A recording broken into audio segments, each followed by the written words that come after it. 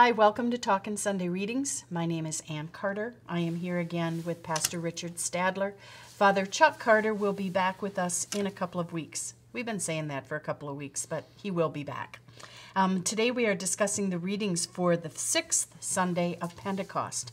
And those readings, again, we are discussing the book of Samuel. Now we're in 2 Samuel, but continuing with the life of David. And we still have two Old Testament readings. They are 2 Samuel 1:1 and verses 17 through 27. Also from Lamentations chapter 3, verses 22 to 33. The epistle is 2 Corinthians 8, verses 1 through 15. The gospel, again, is from the book of Mark, chapter 5, verses 21 to 43.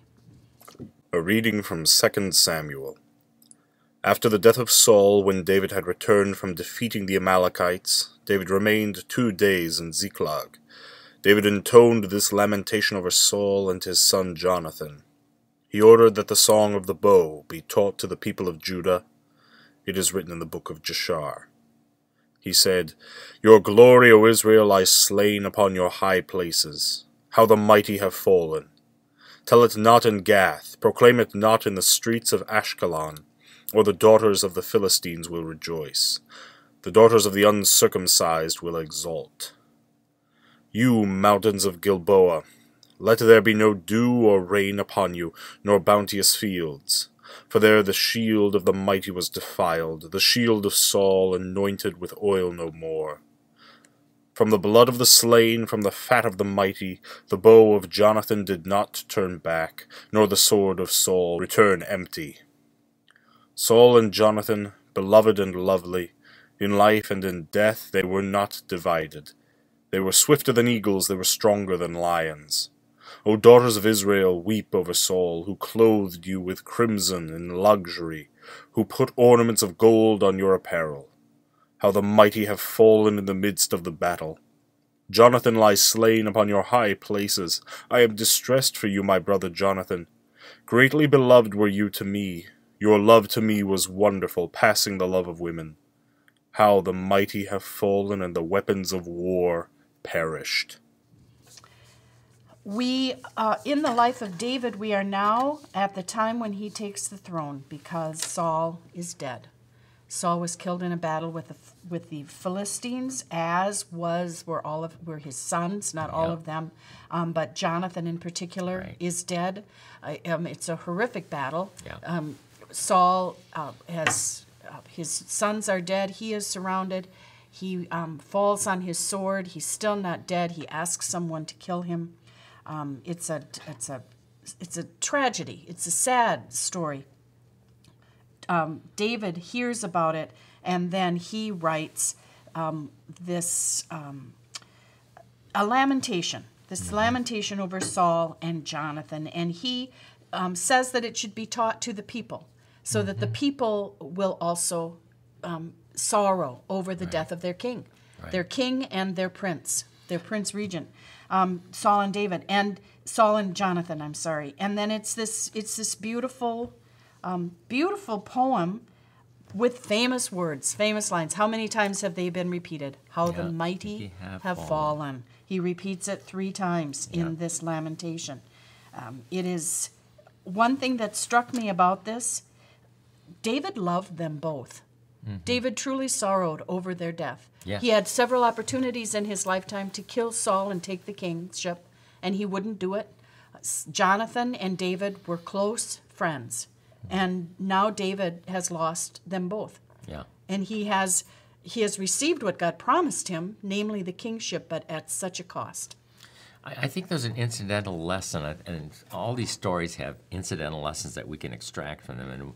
And one of them here is David still revered Saul as God's anointed, even though Saul personally was his worst enemy and kept pursuing him, trying to kill him. Tried to kill him several times. And so he could have used that behavior on the part of Saul to just discredit Saul entirely, but he doesn't. He remembers his position.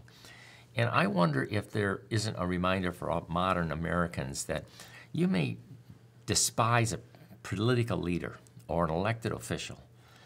you may not respect their personal life at all or the way they're doing stuff.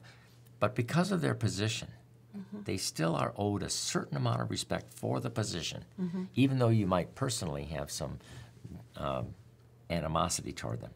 And here, David really, I think, gives us a powerful example of how complicated this can be, and yet how we still strive to be respectful people.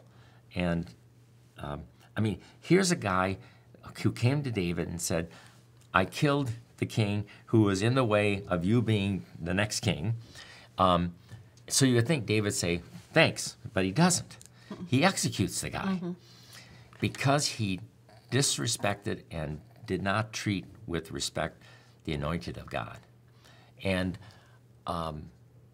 even though the guy had been asked by King Saul to kill him, take him out of his misery, kind of assisted suicide almost,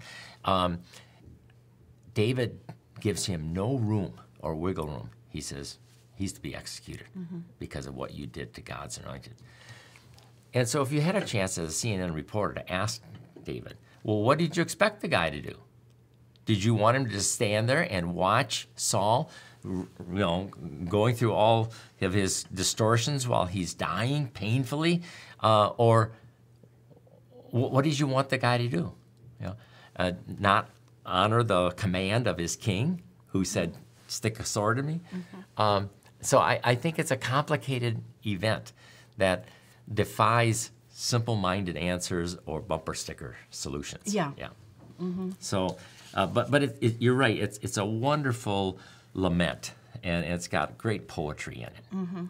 And David, as we know, is a poet. Yeah. He's a poet. He's a musician. He is a complicated and complex personality of military and art and architecture, and he's knowledgeable. He's learned. He's experienced, obviously, and he's a man of great, deep emotion. Yeah. And complicated. And complicated, yes, as Now, his life continues to unfold. We have another lament, and maybe that's kind of interesting that these two different Old Testament lessons that'll be heard by some Christians in one church and by other Christians in another church also has this lament, but an affirmation that God is a God of restoration, that he will not cast us off forever. And A reading from Lamentations. This I call to mind, and therefore I have hope. The steadfast love of the Lord never ceases. His mercies never come to an end. They are new every morning. Great is your faithfulness. The Lord is my portion, says my soul, therefore I will hope in him. The Lord is good to those who wait for him, to the soul that seeks him. It is good that one should wait quietly for the salvation of the Lord. It is good for one to bear the yoke of youth, to sit alone in silence when the Lord has imposed it, to put one's mouth to the dust, there may yet be hope. To give one's cheek to the smiter, and to be filled with insults, for the Lord will not reject forever. Although he causes grief, he will have compassion according to the abundance of his steadfast love, for he does not willingly afflict or grieve anyone. And so the lament, as you read through the Lamentations of chapters 1, 2 that lead up to chapter 3, they're lamenting the Babylonian captivity. They're lamenting, that's why a lot of people think maybe it was written by Jeremiah, shortly after he had predicted to everybody they were going to be exiled, and now they're exiled, and he's taken in a different direction. But this is also a lament that has in it some affirmations of the goodness of God, even though God is using this terrible destruction of Jerusalem as a discipline for his people. People may say, well, where's God? He's supposed to defend us. He's supposed to fight our wars for us. And look what he's letting it happen. But God had said, this is exactly what I'm going to have happen. So stop making alliances with Egypt and all these other countries to try to avoid it. Just listen to what Jeremiah, my man, has been telling you you're supposed to do. It's, again, complicated is the right word, complex, to answer the question of the innocents underneath, the people who are just trying to live their lives, who are trying to plow their fields, who are trying to live a godly life, but who end up suffering because of failed leadership. Where is God in all that? Well, he will not cast off forever. He will have compassion according to the abundance of his steadfast love. And you just have to hold on to that promise. Being in leadership is an incredible responsibility that I don't know that so many leaders, I think, want to lead because then they've got all the power and they can shove people around. But to be a leader is to be a servant and is to look out for the best interests of everybody that you're in charge of. I wish that our world had leaders like that now. I think that we would be in a much better place. Israel certainly would have been if there had been leaders who trusted in God to get them through. That's a continuing story. What happens when you don't trust God to get you through?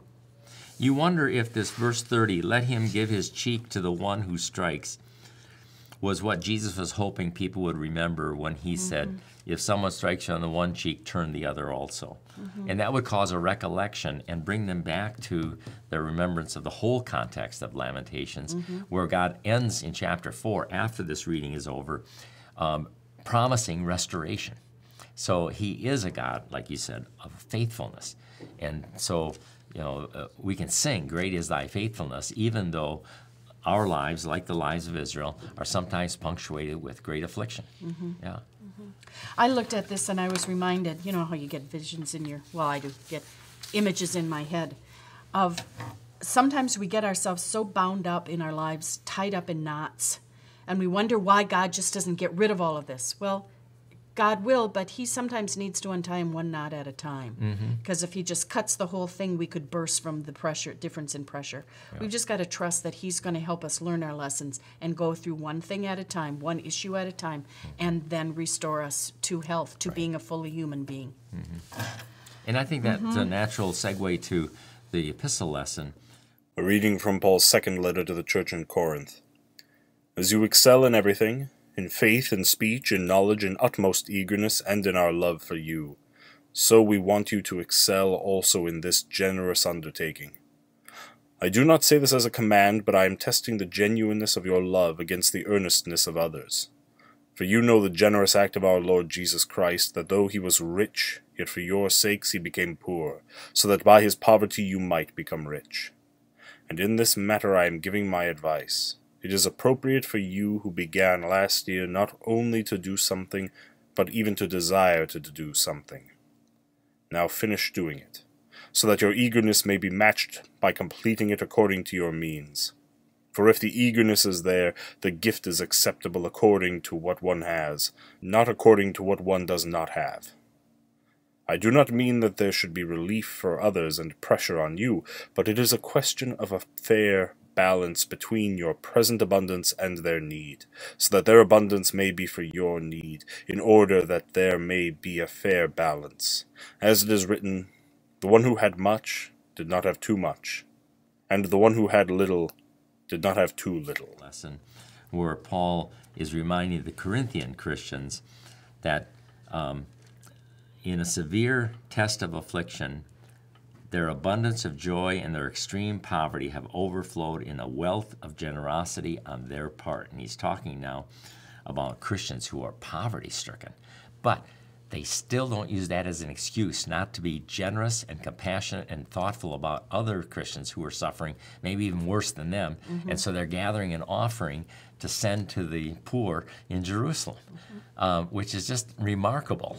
And it's a challenging pattern for us, who are fairly, most of us are comfortable financially, and we can use all kinds of, we can define ourselves as being deprived or poor when by comparison to the millions of poverty-stricken people, we are rich beyond measure. Yeah.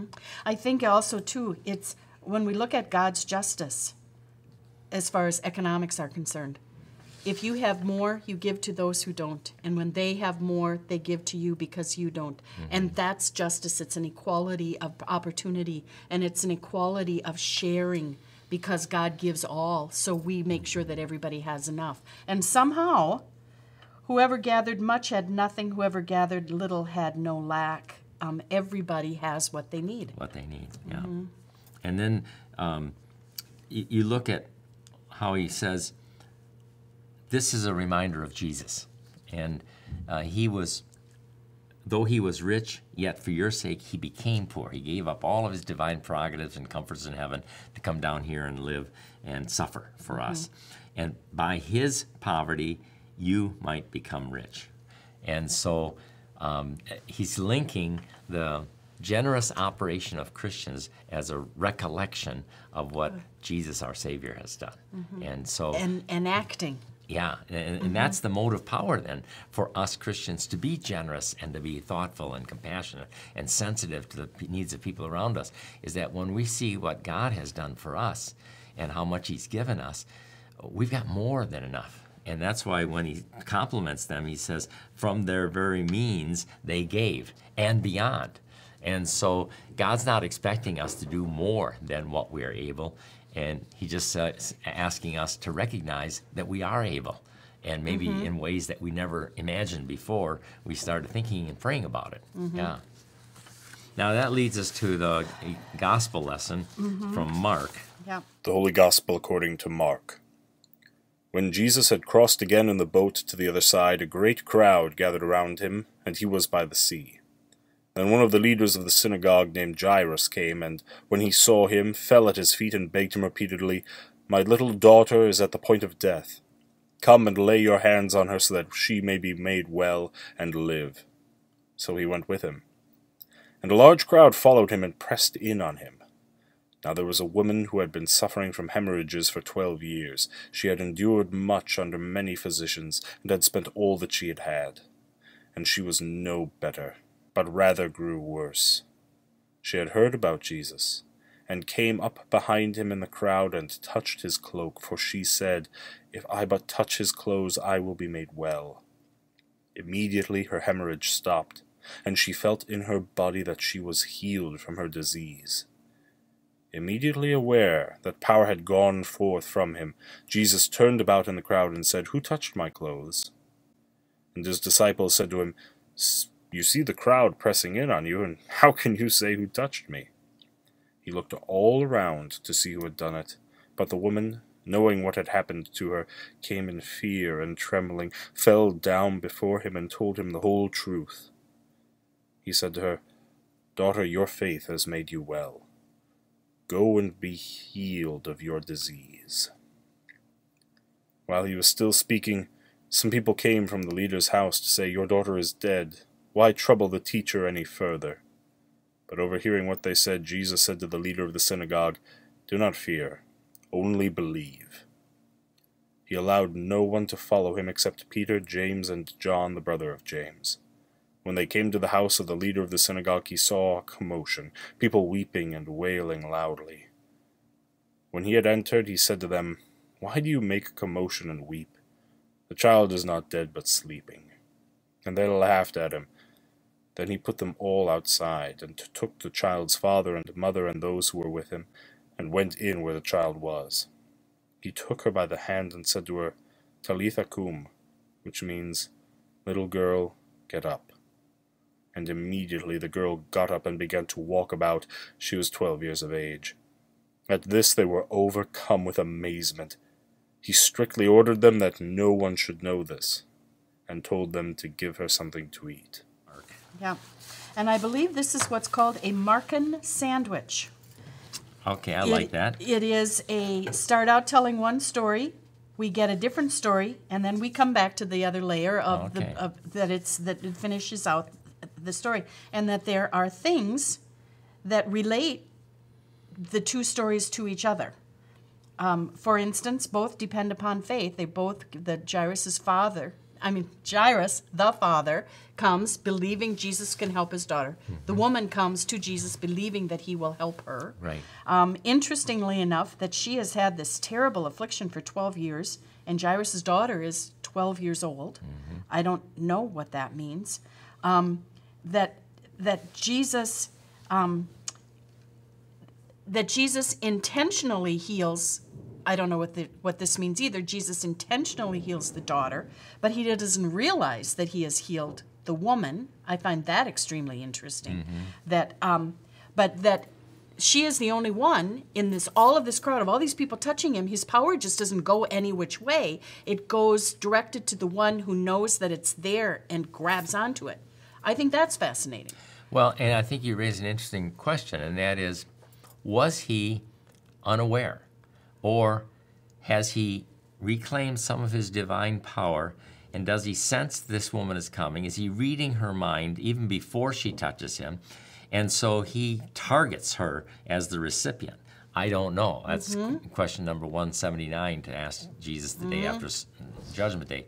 But it looks on the surface like it's unintentional, or without Jesus being aware of it. I don't believe that that's true of Jesus. I believe that everything is intentional on his part. So even though he says, "Who touched me?" he knows. And he's using this as a teachable moment for his disciples. Of course, they say, "Well, everybody's How do touching you know?" And then this lady is scared to death because she's afraid she's going to be rebuked or judged. Oh my goodness, look what she just did. She made this holy man unclean. Yeah. She touched him. She came out in public for one thing. Yeah. And she touched him. Yeah.